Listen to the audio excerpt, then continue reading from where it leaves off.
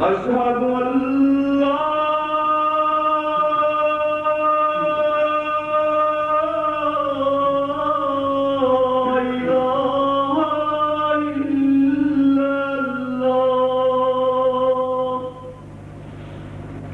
أشهد أن محمدا رسول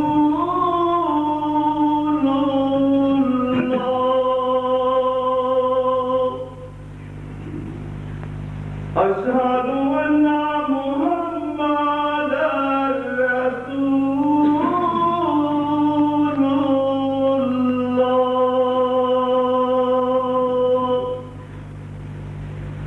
حي على الصلاة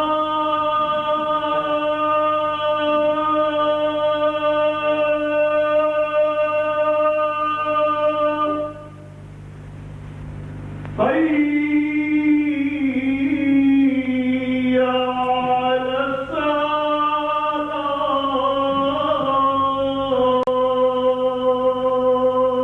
الصلاة حي على الفلاح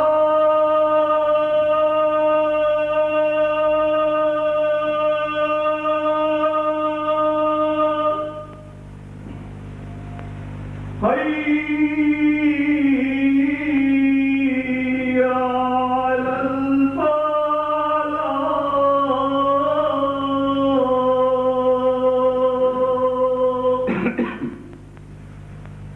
الله أكبر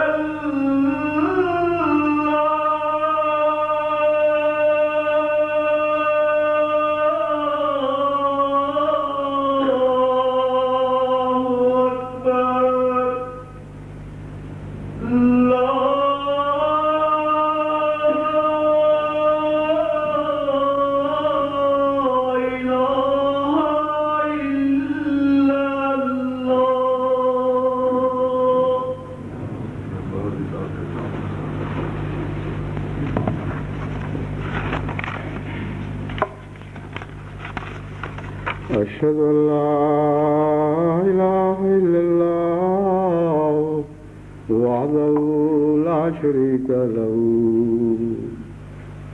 وأشهد أن محمدا عبده ورسوله أما بعد فأعوذ بالله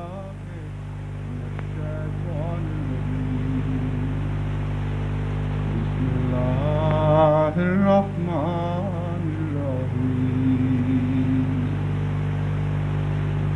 الحمد لله رب العالمين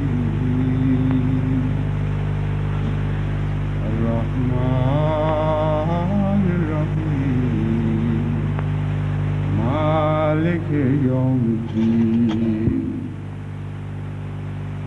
إياك نعبد وإياك نستعين اهدنا الصراط المستقيم صراط الذين أنعمت عليهم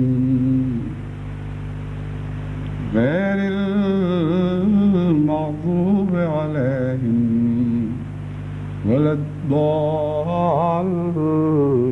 الضالين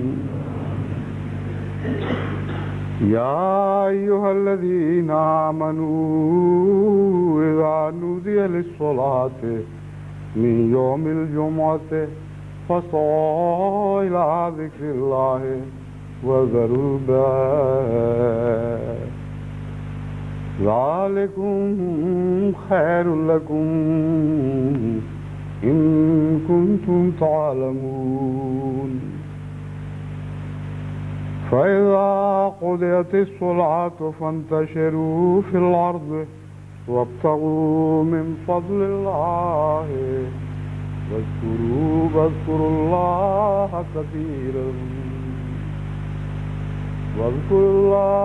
الله كثيرا لعلكم تفلحون.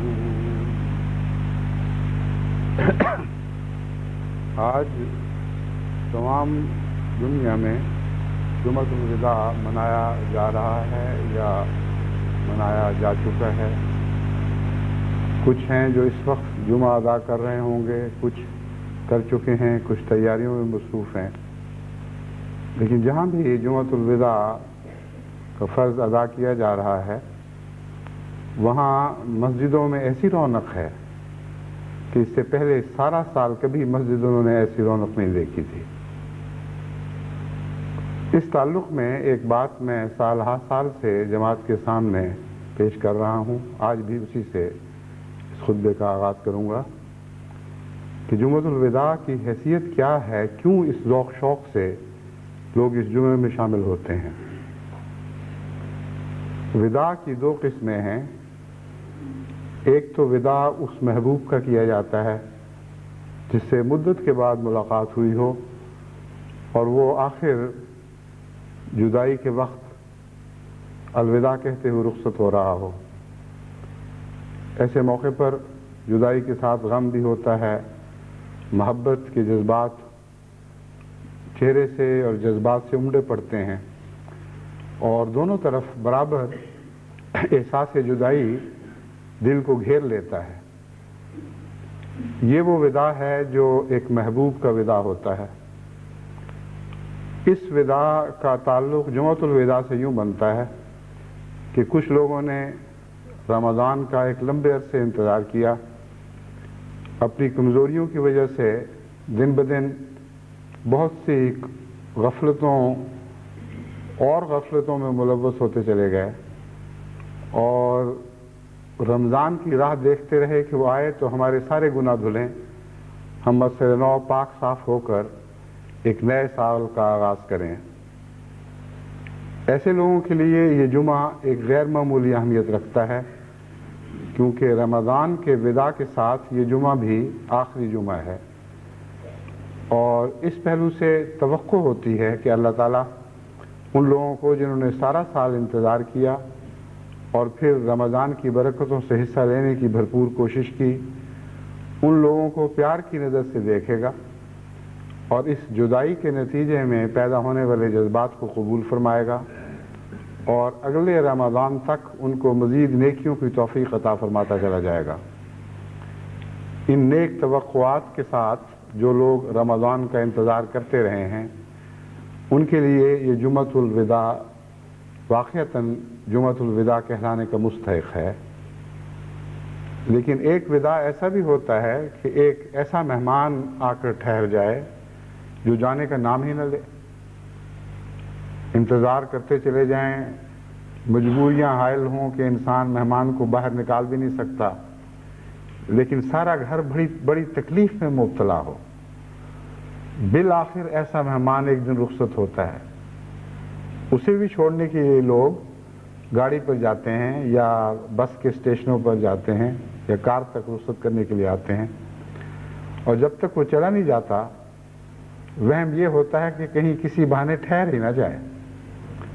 اور جب وہ کار یا بس یا گاڑی روانہ ہو جاتی ہے تو چہروں پر ایسی بشاشت آتی ہے کہ الحمدللہ شکر ہے، اور اب ہم اپنے گھر کی خوشیوں کی طرف واپس لوٹیں.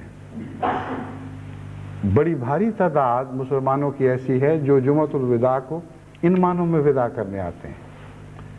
رمضان ان پر بہت بھاری گزرتا ہے اور خدا کی عبادتوں سے تنگی محسوس کرتے ہیں.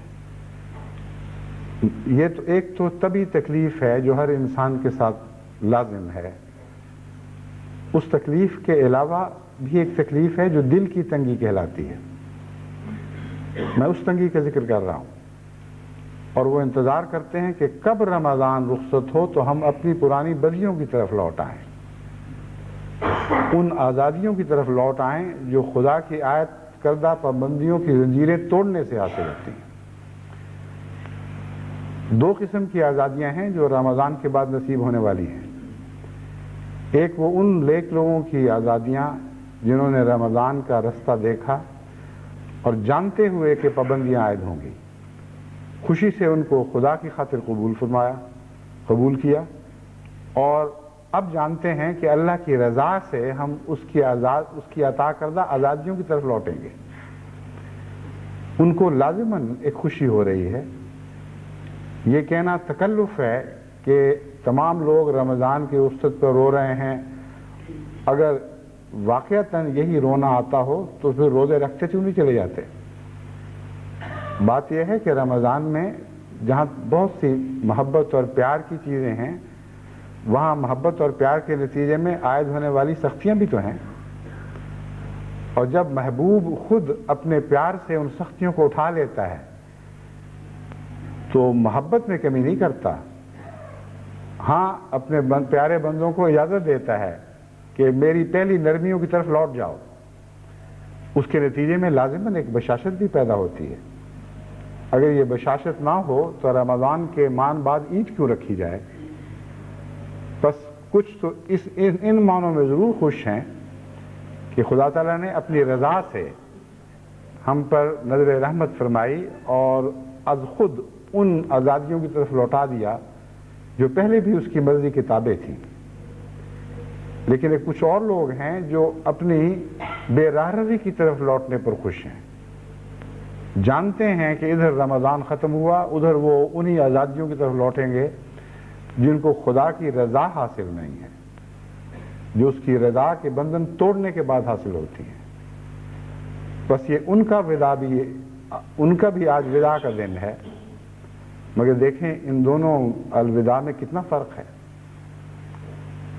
کچھ ایسے ہیں جنہوں نے سارے سال جمعہ نہیں پڑھے، نمازوں میں بھی سست ہیں اور جمعے بھی ادا نہیں کرتے رہے، یا کرتے ہیں تو بے ذوقی کے ساتھ، بڑی مشکل سے کبھی جمعہ ادا کر لیا کبھی نہ کیا، آج وہ بھی حاضر ہیں، اور ان کو شاید رمضان کے حقوق ادا کرنے کی بھی توفیق نہ ملی ہو، لیکن وہ بھی جمعے کو وداع کرنے آئے ہیں۔ کہتے ہیں اب 1 سال تک ہم تیرا منہ نہیں دیکھیں گے، چھٹی، السلام علیکم۔ اور یہ بھی خوش ہو رہے ہیں کہ اس ایک جمعے کو ادا کر کے سارے سال کی نیکیاں ان کو میسر آ گئی۔ کوئی یہ جمعۃ الوداع ہی نہیں، جمعۃ البدل بن گیا، ہر دوسرے جمعہ کا بدل، ہر دوسری نیکی، ہر دوسری نماز کا بدل بن گیا۔ یہ بالکل غیر حقیقی بات ہے، اس میں کوئی سچائی نہیں۔ بس وہ لوگ جو جمعے کو ان معنوں میں رخصت کرنے آئے ہیں، ان سے بھی اللہ اور اس کے رسول اور اس کے پیغام کا کوئی تعلق نہیں ہے۔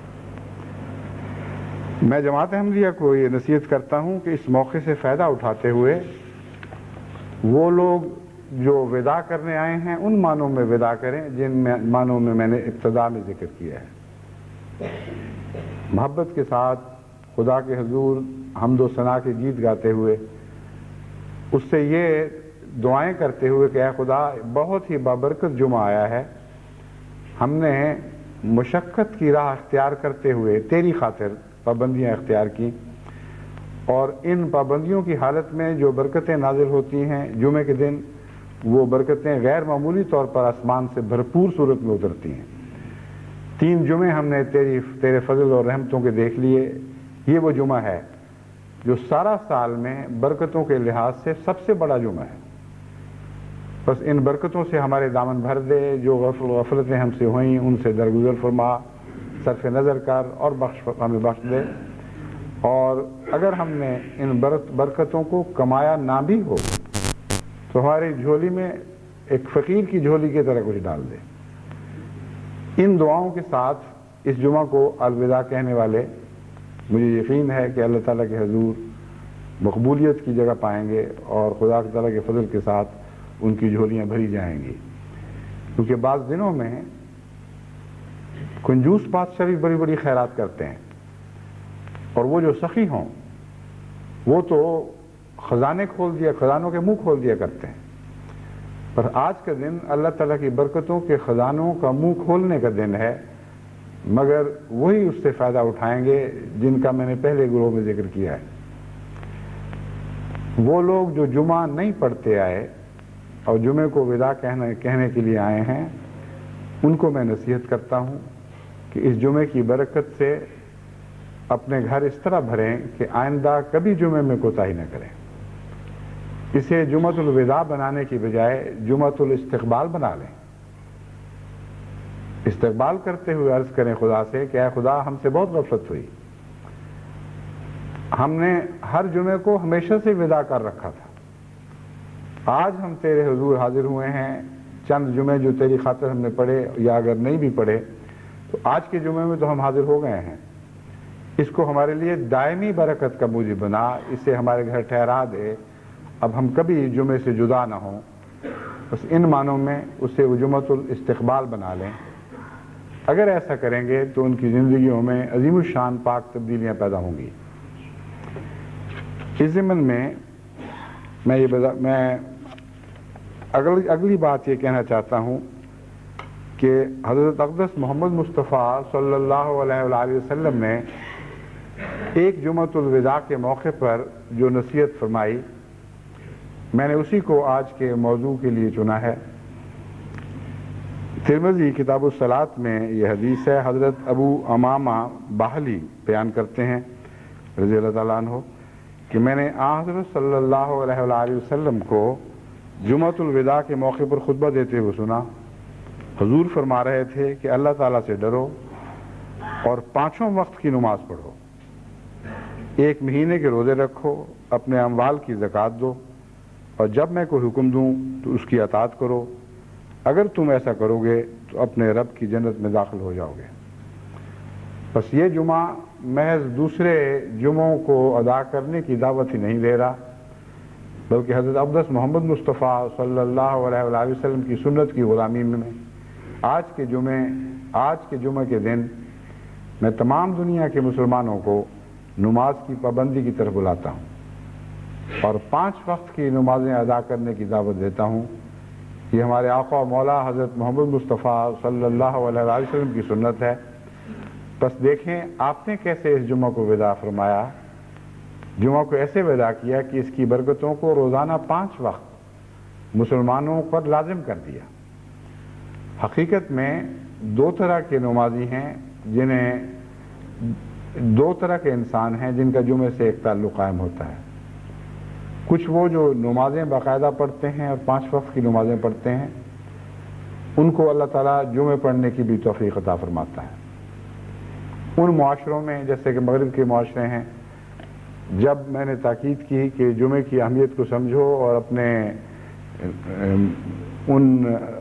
اپنے اساتذہ سے اگر اسکول میں یا کالج میں ہو، یا کمپنیوں کے مالک سے اگر ملازم ہو، یا حکومت کے افسروں سے، یہ مؤدبانہ مگر پرزور درخواست کرو کہ ہم 3 جمعے بیک وقت مسلسل نہیں چھوڑ سکتے۔ ہمارے آقا و مولا کا ہمیں حکم ہے کہ اگر 3 جمعے چھوڑو گے تو کافر ہو جاؤ گے۔ اس لیے خواہ تم اجازت دو یا نہ دو، 1 جمعہ تو ان 3 میں سے ہم نے ضرور ادا کرنا ہے، لیکن ہم تینوں کرنا چاہتے ہیں، اس لیے زائد وقت دے دیں گے، تم نے جو کام ہم سے لینا ہے بعد میں لے لینا، مگر جمعہ ہم نے ضرور پڑھنا ہے۔ جب میں نے یہ نصیحت کی تو اللہ تعالیٰ کے فضل سے جن لوگوں نے سنجیدگی سے اس پر عمل کیا، ان کے مالکوں یا افسروں کے دل اللہ کی طرف سے نرم کر دیے گئے، اور بعض ایسے بھی تھے جنہوں نے جب پذیرائی نہ دیکھی، جب ان کی درخواست قبول نہیں ہوئی تو اپنی ملازمتوں سے استعفے دے دیے، اور اللہ تعالیٰ نے ان کو بہتر ملازمتیں عطا کر دیں، زیادہ رزق والی اور زیادہ عزت والی۔ اور پھر ان کے افسروں نے شروع ہی میں یہ شرط رکھ دی کہ جمعے کے دن تمہیں آزادی ہے، اب تسلی سے جا کر جمعہ پڑھو اور پھر واپس آؤ۔ اب تو اللہ کے فضل سے ڈش اینٹینا کے ذریعے جمعوں کے مراکز کی تعداد بہت زیادہ بڑھائی جا سکتی ہے۔ نظام جماعت کی طرف سے بکثرت ایسے مراکز مقرر ہو سکتے ہیں کہ جہاں بڑے شہروں میں مسجد تک پہنچنا، اگر وہاں مسجد قائم ہے، بہت ہی دوبر ہے یا تکلیف مالا یطاق ہے، طاقت سے بڑھ کر تکلیف ہے، وہاں جماعتی نظام کے تحت بہت سے مراکز قائم ہو سکتے ہیں جہاں اگر وقت جمعے کا ہے تو ڈش اینٹینا کے ذریعے جمعہ سنیں اور پھر اپنا جمعہ الگ ادا کریں۔ اگر وقت نہیں ہے تو مقامی امام مقرر کر دیے جائیں، جہاں ارد گرد کے لوگ ملازمتیں کرنے والے یا کاروبار کرنے والے وہ اکٹھے ہو جایا کریں۔ تو اس سال یعنی آئندہ آنے والے سال جمعہ کو اس طرح استقبال کریں کہ سارے سال جمعے سے چمٹ جائیں۔ وہ لوگ جو نمازیں پڑھتے ہیں ان کا جمعے سے ایک ایسا تعلق قائم ہو جاتا ہے کہ جمعے کے بغیر چین نہیں آتا۔ ایک دوسرے قسم کے لوگ ہیں جن کا جمعے سے تعلق براہ راست ہوتا ہے، یعنی نمازیں پڑھنے کی توفیق تو نہیں پاتے مگر جمعے کی اہمیت کے پیش نظر جمعے میں حاضر ہو جاتے ہیں۔ جیسے آج جمعۃ الوداع میں بہت سے لوگ شامل ہوئے ہیں جو پہلے مسجدوں کا منہ نہیں دیکھتے، ان کو جمعۃ الوداع کی برکت سے نمازیں نصیب ہو جایا کرتی ہیں، جمعۃ الوداع کی برکت سے دوسرے جمعے نصیب ہو جاتے ہیں، یہ ہو سکتے ہیں، اور ہر جمعے کی برکت سے نمازیں نصیب ہو سکتی ہیں۔ بس نمازیں جمعے کی طرف لے جانے والی ہیں اور جمعہ نمازوں کی طرف لوٹانے والا ہے۔ یہ مضمون ہے جس کو حضرت اقدس محمد رسول اللہ صلی اللہ علیہ وآلہ وسلم نے ہم پر اس نصیحت میں روشن فرمایا جو جمعۃ الوداع کے موقع پر آپ نے فرمائی۔ سب سے زیادہ کثرت سے لوگ حاضر تھے اور سب سے اچھی نصیحت جو آپ نے پسند فرمائی وہ یہی تھی کہ اس جمعے کی برکت سے، آج کے دن کی برکت سے تم 5 نمازوں کی طرف لوٹ آؤ اور روزانہ 5 نمازیں باقاعدگی کے ساتھ ادا کرو۔ بس نمازوں کی اہمیت کے سلسلے میں پہلے تو چند آیات آپ کے سامنے رکھتا ہوں، اس سے آپ کو اندازہ ہوگا کہ قرآن کریم نے نمازوں کو کتنی اہمیت دی ہے۔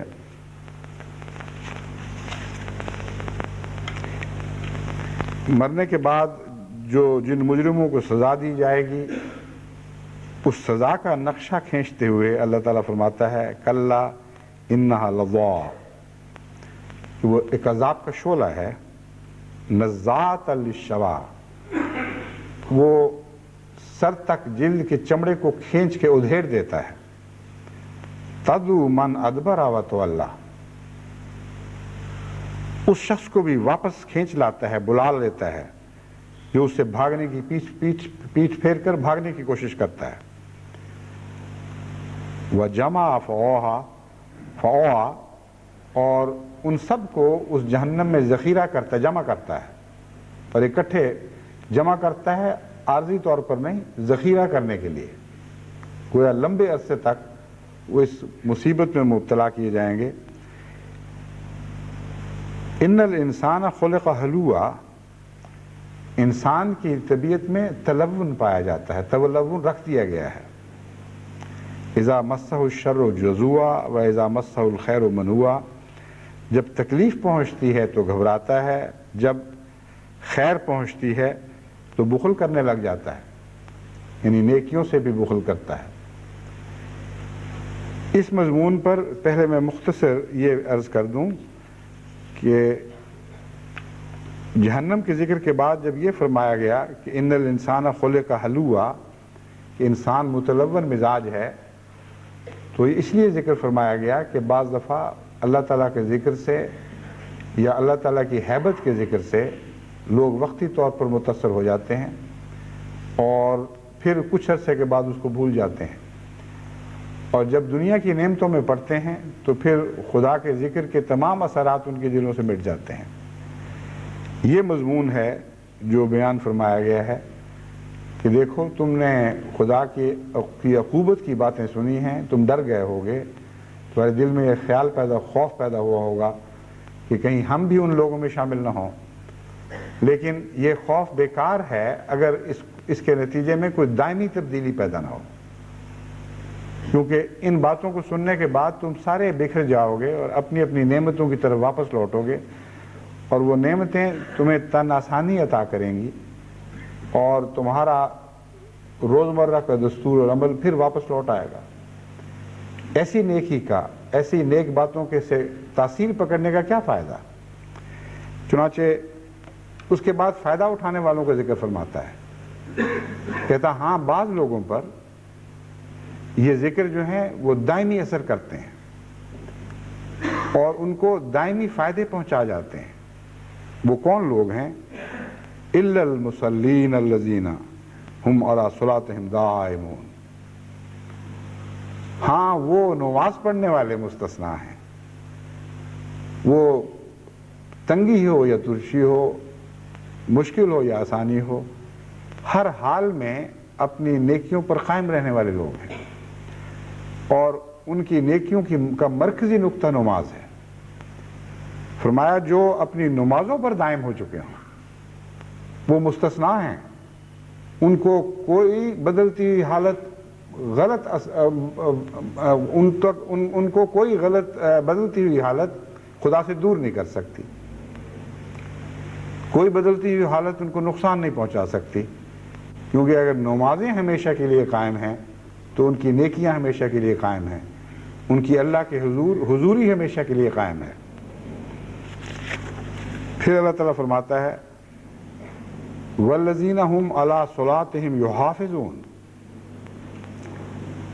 وہ لوگ جو اپنی نمازوں کی حفاظت کرتے ہیں، اولئک هم الوارثون، یہی ہیں جو نیکیوں اور جنتوں کے وارث بنائے جائیں گے۔ بس نمازوں پر دائم ہونا کافی نہیں جب تک حفاظت کا مضمون ساتھ شامل نہ کیا جائے، کیونکہ یہ ایک ایسی چیز نہیں ہے جو جسے نظر انداز کر دیا جائے تو تب بھی باقی رہے گی، یہ حفاظت چاہتی ہے، پرورش چاہتی ہے، اور یہ مضمون بہت وسیع اور تفصیلی ہے، اس کے کچھ حصوں پر میں روشنی ڈال چکا ہوں، پھر انشاءاللہ بعد میں کسی وقت روشنی ڈالوں گا۔ زمیندار اس مضمون کو خوب سمجھتے ہیں کہ جب پودا لگایا جاتا ہے تو شروع میں اس کی زیادہ حفاظت کی جاتی ہے، اور وہ حفاظت ہے جو اس کو دوام بخشتی ہے۔ جب وہ دائم اور قائم ہو جائے پھر بھی وہ حفاظت چاہتا ہے۔ آپ نے ایسے باغ دیکھے ہوں گے جو اجڑ جایا کرتے ہیں کیونکہ ان کی رکھوالی کرنے والا کوئی نہیں ہے، لیکن چھوٹی عمر کے جو پودے ہیں وہ تو ذرا غفلت ہوئی تو مر جایا کرتے ہیں۔ تو نمازوں کے ساتھ دوام کا بھی مضمون ہے اور حفاظت کا بھی مضمون ہے، ان دونوں چیزوں کا گہرا تعلق ہے۔ اگر آپ اپنی نمازوں کو دوام بخشنا چاہتے ہیں تو حفاظت کریں، ابتدا میں زیادہ حفاظت کریں، جس طرح بچوں کی حفاظت کی جاتی ہے، جس طرح چھوٹی چھوٹی کونپلوں کی حفاظت کی جاتی ہے، اور پھر یہ نہ سمجھیں کہ اس کے بعد حفاظت سے غافل ہو جائیں تو نماز پھر بھی دائم رہے گی۔ نماز کو دائم رکھنے کے لیے حفاظت کو بھی دائم رہنا ہوگا، کیونکہ نماز پر کئی قسم کے حملے ہوتے ہیں۔ محض نماز چھوڑ دینا دوام کے خلاف نہیں ہے، نماز کے اندر ایک حالت ہے جس کی حفاظت ضروری ہے۔ بظاہر نماز ادا ہوتے ہوئے بھی نماز ضائع ہو سکتی ہے، بس اپنی نمازوں کی اس طرح فکر کریں جیسے قرآن کریم فرماتا ہے۔ پھر اس کے مقابل پر بعض ایسے نمازی بیان فرمائے گئے ہیں جو آتے ہیں، پڑھ جاتے ہیں، کبھی نہیں پڑھتے اور سمجھتے ہیں ہم بھی نماز کا حق ادا کر رہے ہیں، اور ان کی ایک پہچان بھی بتا دی گئی ہے۔ فرمایا ویل للمصلین، ایک طرف تو رحمتوں اور وراثت کے وعدے ہیں ان لوگوں سے جو نمازوں پر دائم ہیں اور قائم ہیں اور ان کی حفاظت کرتے ہیں، دوسری طرف لعنت ڈالی جا رہی ہے کن لوگوں پر؟ نماز پڑھنے والوں پر۔ ویل للمصلین فویل للمصلین، لعنت ہو نمازیوں پر، ہلاکت ہو ان کے لیے، الذین هم عن صلاتهم ساہون، جو نمازیں تو پڑھتے ہیں لیکن نمازوں سے غافل ہیں، ادا اس طرح کرتے ہیں کہ جیسے ایک چیز کو ٹال رہے ہیں اور تیزی سے اس سے گزر جاتے ہیں، اور کچھ پتہ نہیں کہ نماز ہے کیا اس میں پڑھتے ہیں، کیا اس کے حقوق ہیں، کس طرح نمازوں کو زندہ کیا جاتا ہے۔ الذین هم یراؤون، یہ وہ لوگ ہیں جن میں ریاکاری پائی جاتی ہے، اور یہ مضمون بھی بہت گہرا مضمون ہے۔ ساہون کا یراؤون سے کیا تعلق ہے، اس سلسلے میں پہلے میں ایک دفعہ مضمون بیان کر چکا ہوں، آئندہ پھر اگر موقع ملا تو انشاءاللہ بیان کروں گا۔ وَيَمْنَعُونَ الْمَاعُونَ، ایسے نمازیوں کو نمازیں فائدہ نہیں پہنچاتی اور ان کے بنی نوع انسان کے تعلقات سدھرتے نہیں ہیں۔ یہ ایک بہت ہی عظیم الشان نشانی، عظیم الشان بات بیان فرمائی گئی ہے، اور ایک ایسی پختہ نشانی ان لوگوں کی بیان کر دی گئی ہے جس سے یہ پہچانے جاتے ہیں، اور ہر انسان اپنے آپ کو پہچان سکتا ہے کہ میری نمازوں کی حیثیت کیا ہے۔ فرماتا ہے وہ چھوٹے چھوٹے فائدوں سے اپنے ہمسایوں اور گرد و پیش کو محروم رکھتے ہیں۔ یمنعون الماعون دوسروں پر خرچ کرنے سے خود بھی رکتے ہیں اور لوگوں کو بھی روکتے ہیں، یعنی ان کے اندر خود غرضی بڑھتی چلی جاتی ہے، اور بنی نوع انسان سے ان کے تعلقات محبت اور رافت کے ساتھ استوار نہیں ہوتے، بلکہ ایک بے پرواہی اور لاؤبالی پن کا رنگ اختیار کر جاتے ہیں۔ پرواہی کوئی غریب ہمسایہ بھوکا مر رہا ہے یا کسی تکلیف میں ہے، کسی ایسے شخص کو دیکھتے ہیں جس کی فلاکت اس کے چہرے، اس کے کپڑوں سے حویدہ ہو، نمایاں ہو، ان کے دلوں میں کوئی تبدیلی نہیں پیدا ہوتی۔ بڑی بات چیزیں تو خرچ کرنا درکنار، چھوٹی چھوٹی چیزیں بھی ان پر خرچ نہیں کر سکتے۔ ایک ہمسائی غریب آتی ہے، تھوڑا سا آٹا دے دو، مالک کا یا مالک کہتے ہیں جاؤ جاؤ ہمارے پاس کوئی آٹا نہیں، آئے دن ہم سے آٹے مانگتے رہتے ہیں۔ کوئی نمک مرچ کا مطالبہ لے کے آ جاتی ہے، اس کو دھتکار دیتے ہیں تو بے عزتی کے ساتھ۔ ایسے لوگ وہ ہیں، اگر وہ نمازیں پڑھتے ہیں تو اللہ فرماتا ہے کہ ان کی نمازیں نہیں ہوئیں، کیونکہ وہ نمازوں سے غافل ہیں۔ جو شخص نمازوں سے غافل نہ ہو اس میں یہ بد عادت پائی نہیں جا سکتی۔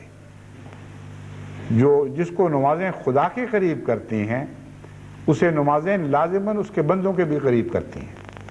یہ اصول ہے جو ان آیات میں ہمارے سامنے کھول کر بیان ہوا ہے۔ بس نمازوں کی قبولیت کی پہچان خدا کے بندوں سے حسن سلوک ہے۔ جو اللہ کے قریب ہوتے ہوئے اس کی مخلوق کے قریب ہوتا چلا جاتا ہے، اس کے لیے خوشخبری ہے کہ اس کی عبادتیں مقبول ہوئیں، اور جو خدا کے قریب ہوتے ہوئے بندوں سے دور ہو رہا ہے اس کی نمازیں مردود ہیں، ان کی کوئی بھی حیثیت نہیں۔ وہ نمازیں اس پر لعنت ڈالتی ہیں، ان نمازوں سے آواز آتی ہے فویل للمصلین، ہلاکت ہو ایسے نمازیوں کے لیے۔ بس جن نمازوں کی طرف میں آپ کو بلاتا ہوں قرآن کریم کے الفاظ میں ان نمازوں کی طرف بلا رہا ہوں جن کا پہلے تذکرہ کیا ہے۔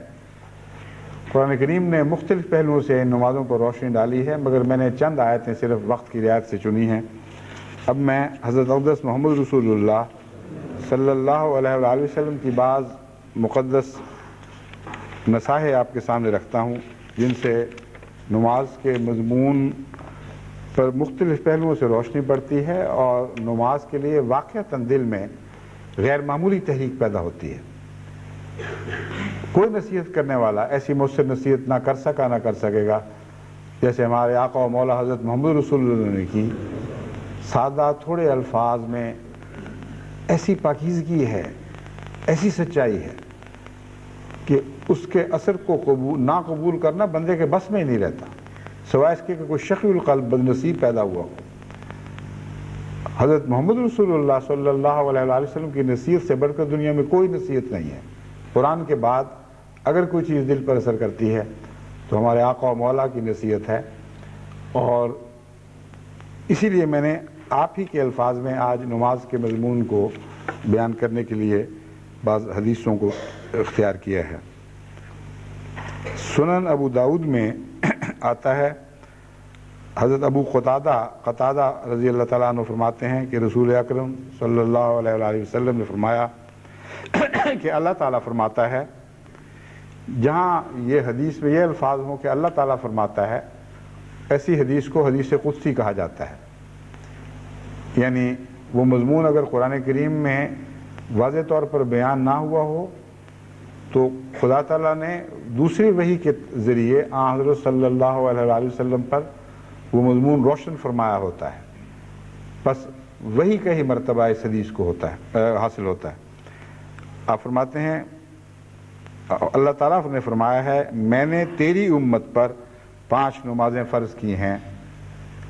اب قرآن کریم میں تو یہ الفاظ نہیں ہے کہ میں نے تیری امت پر 5 نمازیں فرض کی ہیں، ظاہر ہے کہ جبرائیل نے علیہ السلام نے الگ پیغام خدا تعالیٰ کا ان الفاظ میں پہنچایا ہے، اور میں نے یہ عہد کیا ہے کہ جو میرے پاس ایسی حالت میں آئے گا کہ اس نے یہ نمازیں اپنے وقت پر پڑھنے کا التزام کیا ہوگا، میں اسے جنت میں داخل کروں گا، اور جس نے ان کی حفاظت نہ کی ہوگی، وہی یحافظون والا مضمون ہے، اس کے لیے میرے پاس کوئی عہد نہیں ہے۔ خدا کے عہد سے باہر ہو جاتے ہیں بے نماز، اور وہ نمازی بھی جو نماز تو پڑھتے ہیں لیکن حفاظت نہیں کرتے۔ حفاظت کا مضمون بیدار مغزی کی طرف اشارہ کرتا ہے۔ ہر نماز سے پہلے باشعور طور پر یہ خیال پیدا ہوتا ہے کہ میری نماز ہے، قیمتی چیز ہے، ضائع ہونے کا خطرہ ہے۔ اور قرآن کریم سے پتہ چلتا ہے کہ حضرت اقدس محمد رسول اللہ صلی اللہ علیہ وآلہ وسلم کی نماز کے وقت بھی کئی قسم کے وجود آپ کی نماز پر ڈاکے ڈالنے کی کوشش کرتے تھے، آپ کی توجہ بٹانے کی کوشش کرتے تھے۔ سورہ جن میں اس کا تفصیلی ذکر موجود ہے۔ بس عام آدمی کی نمازیں ہوں یا محمد رسول اللہ صلی اللہ علیہ وآلہ وسلم کی نمازیں ہوں، نمازوں پر غیر کا حملہ ہوتا ہے۔ فرق صرف یہ ہے کہ محمد رسول اللہ اپنی نمازوں کے محافظ تھے اور خدا بھی آپ کی نمازوں کا محافظ تھا، اور آپ کی نمازوں پر کوئی غیر چیز اثر انداز نہیں ہو سکتی تھی۔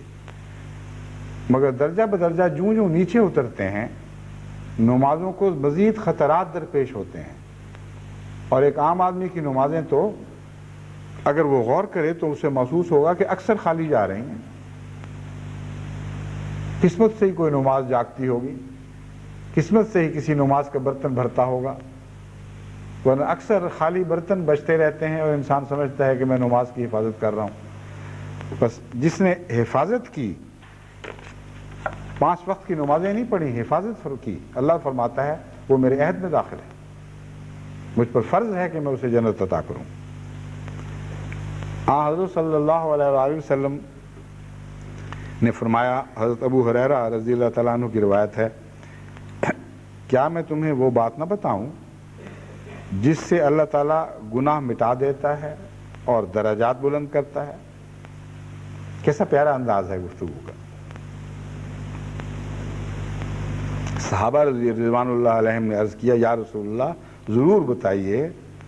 آپ نے فرمایا، سردی وغیرہ کی وجہ سے، یعنی محذوف ہے یہ بات، دل نہ چاہنے کے باوجود خوب اچھی طرح وضو کرنا اور مسجد میں دور سے چل کر آنا اور ایک نماز کے بعد دوسری نماز کا انتظار کرنا، یہ بھی ایک قسم کا رباط یعنی سرحد پر چھاؤنی قائم کرنے کے مترادف ہے۔ آپ نے یہ بات 2 دفعہ دہرائی۔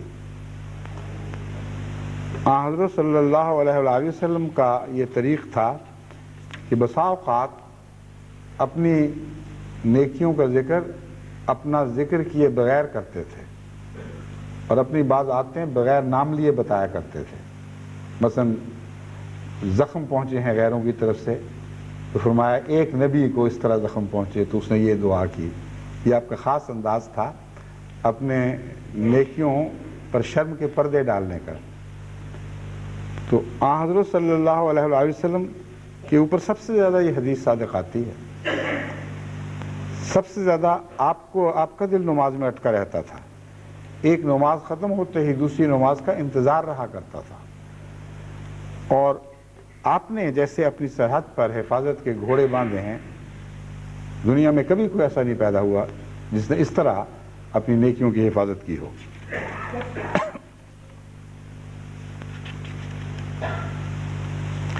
ایک موقع پر حضرت اقدس محمد رسول اللہ صلی اللہ علیہ وسلم نے فرمایا، یہ صحیح ابن خزیمہ سے حدیث لی گئی ہے، حضرت ابو قتادہ رضی اللہ عنہ فرماتے ہیں کہ آپ نے فرمایا، بدترین چور وہ ہے جو اپنی نماز کی چوری کرے۔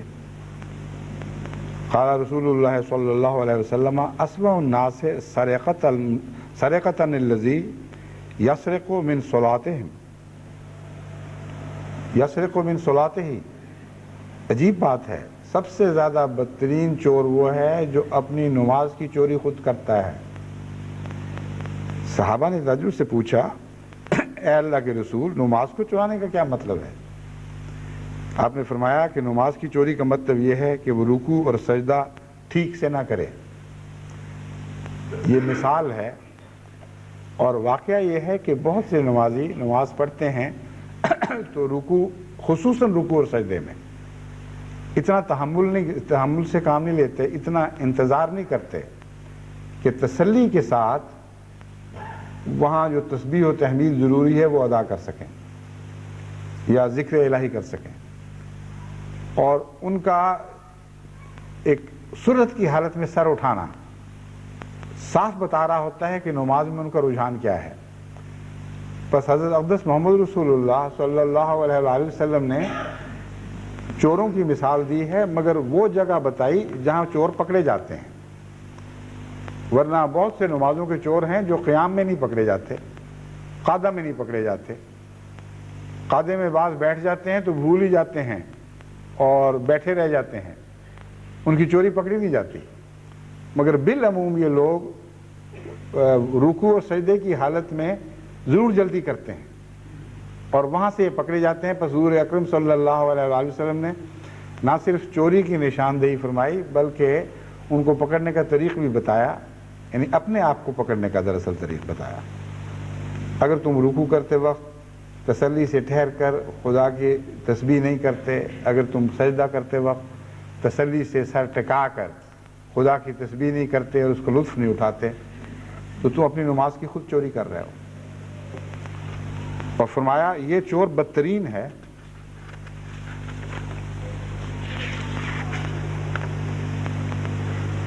بخاری کتاب الصلاۃ سے ایک لمبی حدیث مگر بہت ہی پیاری اور بہت ہی درد انگیز ہے جو میں آپ کے سامنے رکھتا ہوں، جس سے آپ کو اندازہ ہوگا کہ حضرت اقدس محمد رسول اللہ صلی اللہ علیہ وسلم کو نمازوں سے کیسا عشق تھا۔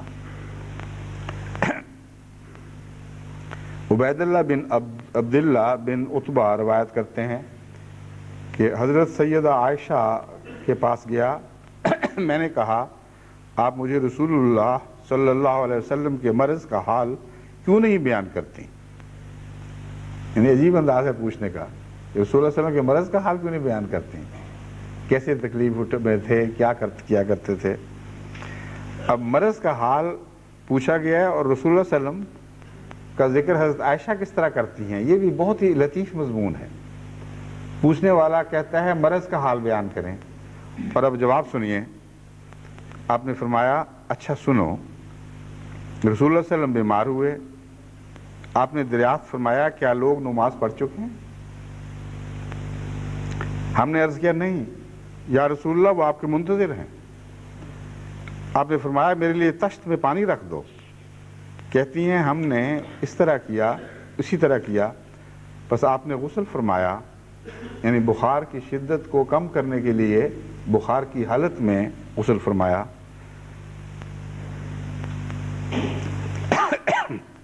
پھر کھڑا ہونا چاہا مگر غشی طاری ہو گئی۔ جب ہوش آیا تو پھر فرمایا لوگ نماز پڑھ چکے؟ ہم بولے نہیں یا رسول اللہ، وہ آپ کے منتظر ہیں۔ آپ نے فرمایا آپ میرے لیے تشت میں پانی رکھ دو۔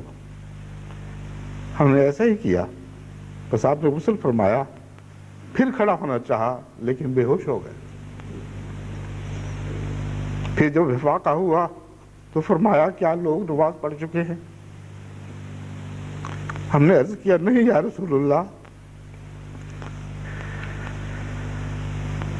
وہ آپ کے انتظار میں ہیں۔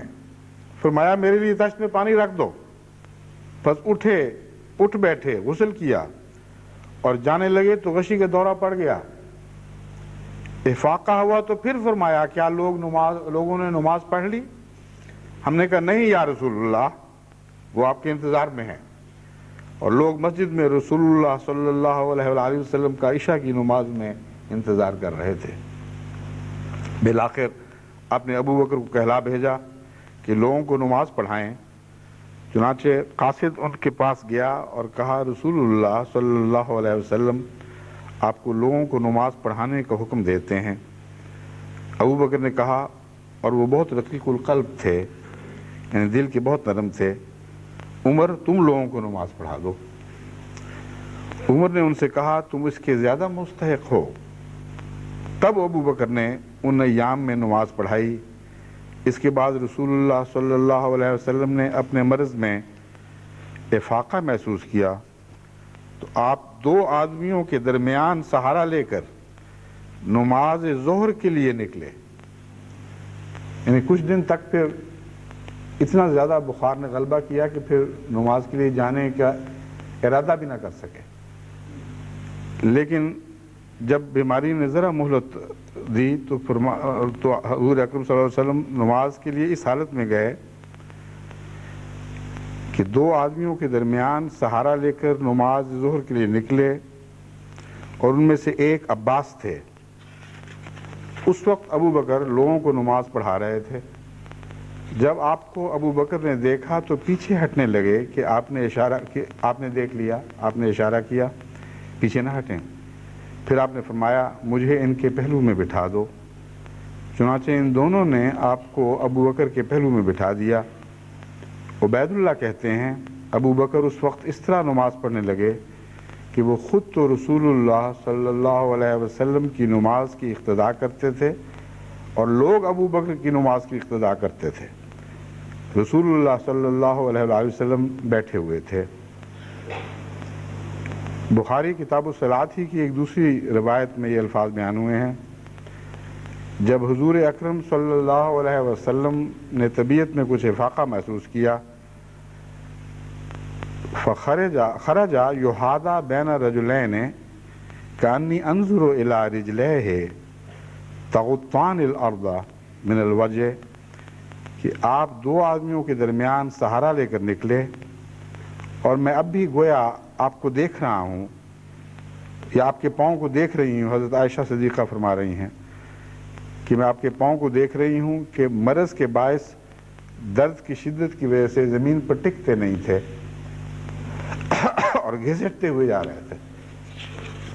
اس حالت میں حضرت اقدس محمد رسول اللہ صلی اللہ علیہ وسلم نے اپنی آخری بیماری میں نمازوں کا حق ادا فرمایا ہے۔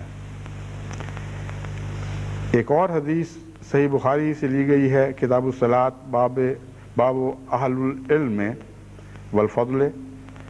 اس میں انس بن مالک روایت کرتے ہیں کہ رسول اللہ صلی اللہ علیہ وسلم کے پیروکار خادم، حضرت انس جو رسول اکرم صلی اللہ علیہ وسلم کے پیروکار خادم اور صحابی تھے، روایت کرتے ہیں رسول اللہ صلی اللہ علیہ وسلم کے مرض الموت میں ابو بکر لوگوں کو نماز پڑھاتے تھے۔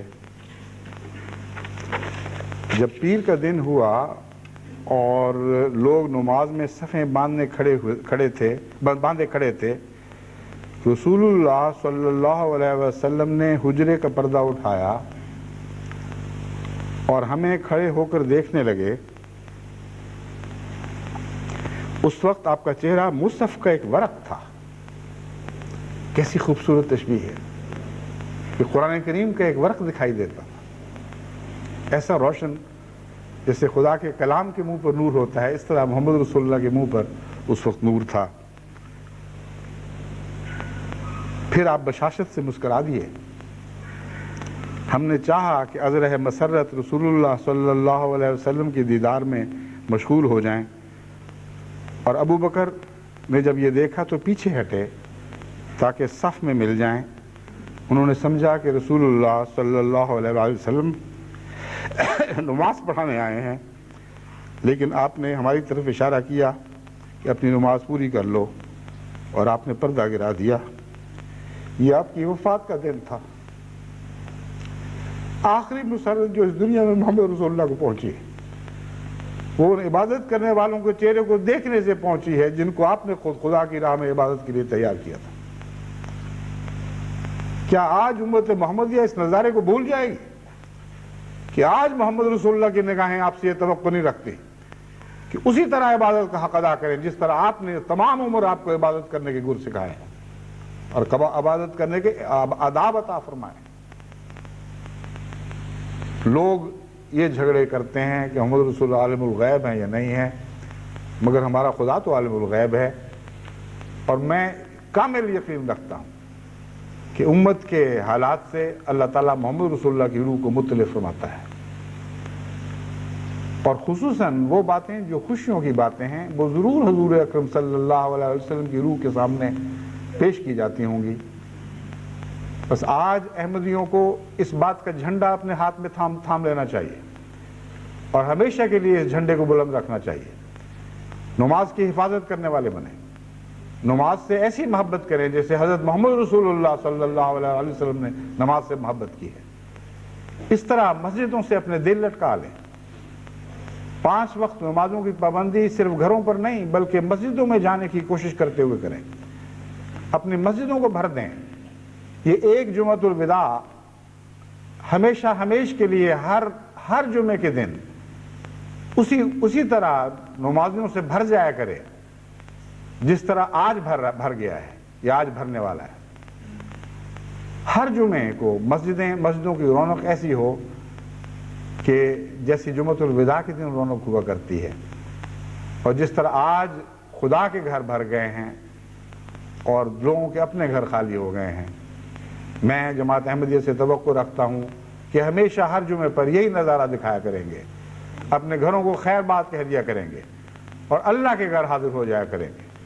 حضرت محمد رسول اللہ صلی اللہ علیہ وآلہ وسلم کے اس آخری پاک سنت پر نظر رکھتے ہوئے اگر وہ خدا کے گھروں کو آباد کریں گے اور اپنے گھروں کو خالی کریں گے تو میں ان کو یقین دلاتا ہوں کہ اللہ ان کے گھروں کی آبادی کا ضامن ہو جائے گا۔ ایسے گھروں سے کوئی برکتیں نہیں چھین سکتا۔ وہی گھر ہیں جو آباد کہلائیں گے، جو خدا کی خاطر چھوڑے جاتے ہیں۔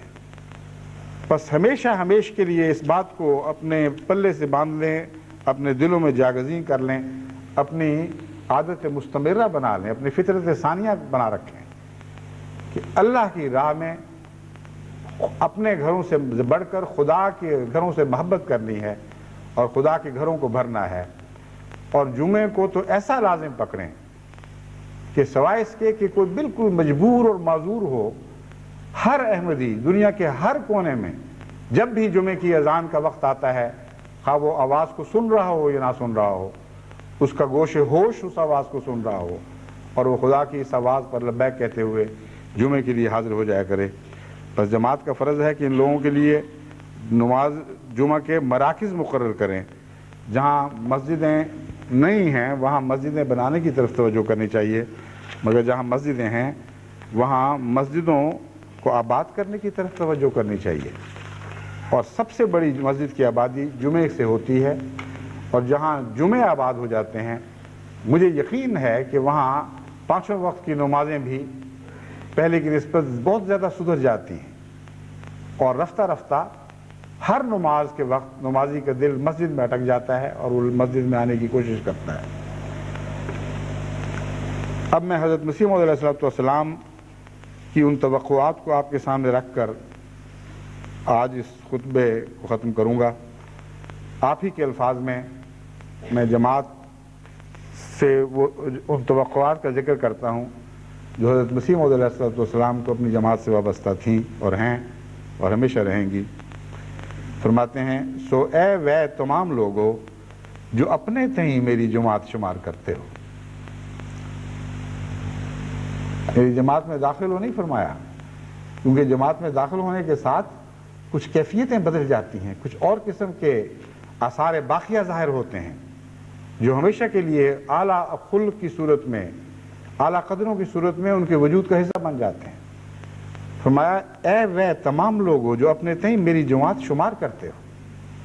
اتنا تو ہے کہ مجھے مان بیٹھے ہو، اتنا تو ہے کہ میرے ساتھ وابستگی میں فخر محسوس کرتے ہو۔ سنو، آسمان پر تم اس وقت میری جماعت شمار کیے جاؤ گے جب سچ مچ تقویٰ کی راہوں پر قدم مارو گے۔ سو اپنی 5 وقتہ نمازوں کو ایسے خوف اور حضور سے ادا کرو کہ گویا تم خدا تعالیٰ کو دیکھتے ہو، اور اپنے روزوں کو خدا کے لیے صدق کے ساتھ پورے کرو۔ ہر ایک جو زکوٰۃ کے لائق ہے وہ زکوٰۃ دے، اور جس پر حج فرض ہو چکا ہے اور کوئی مانے نہیں وہ حج کرے۔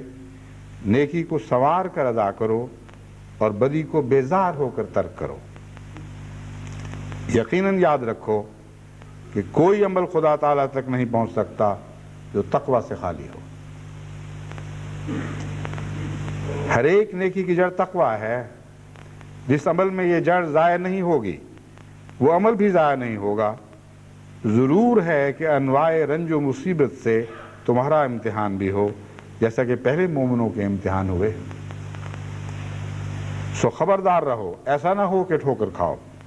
زمین تمہارا کچھ بگاڑ نہیں سکتی اگر تمہارا آسمان سے پختہ تعلق ہے۔ جب کبھی تم اپنا نقصان کرو گے تو اپنے ہاتھوں سے، نہ دشمن کے ہاتھوں سے۔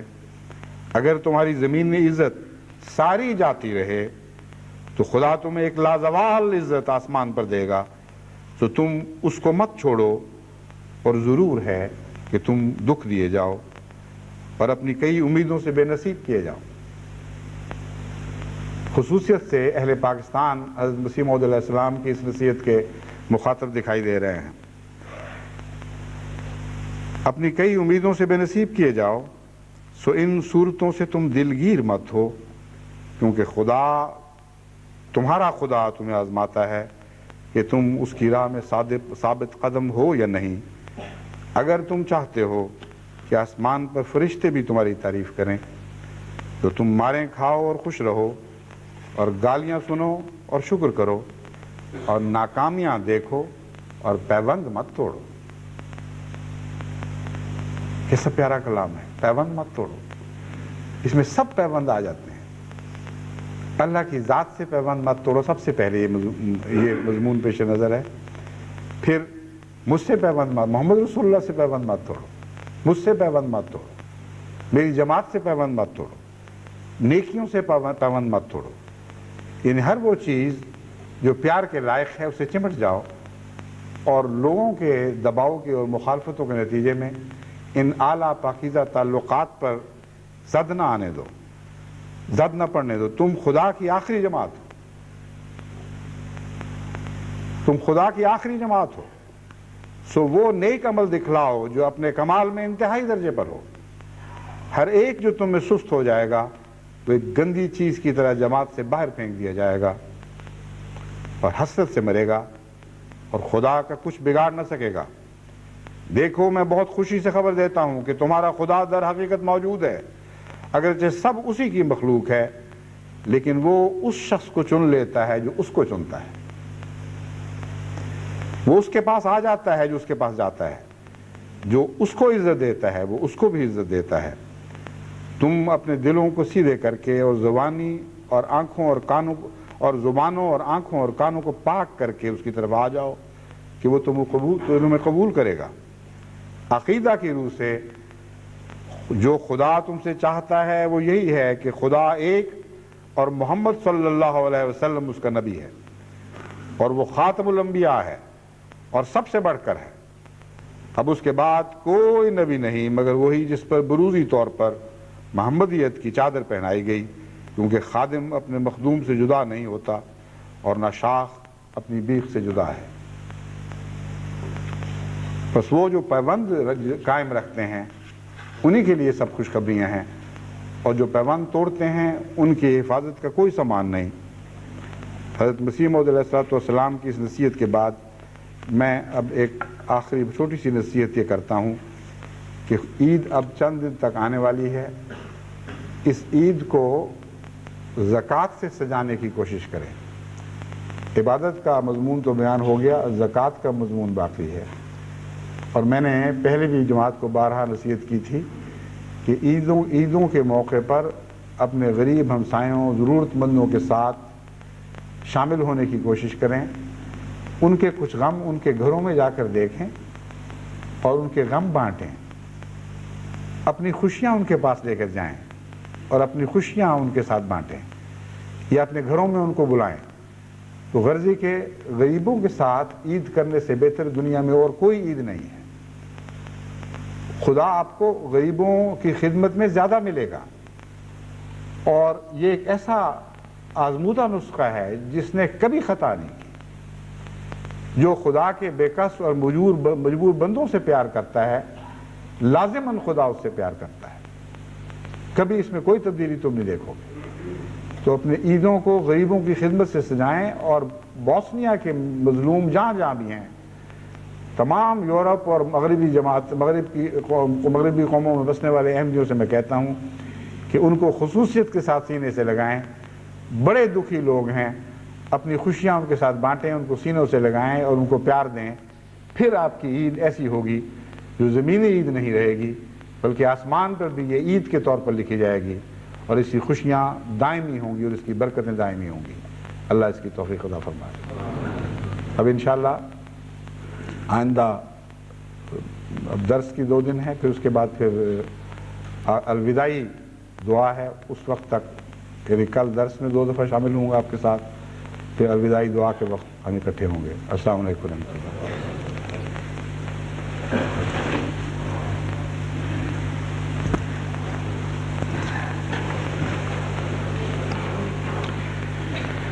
الحمد لله نحمده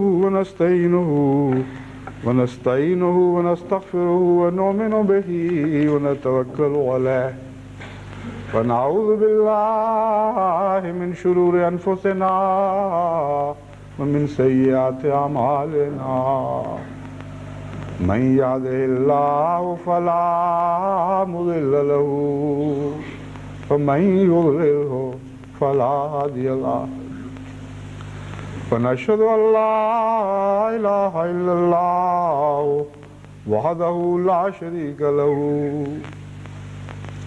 ونشهد أن محمدا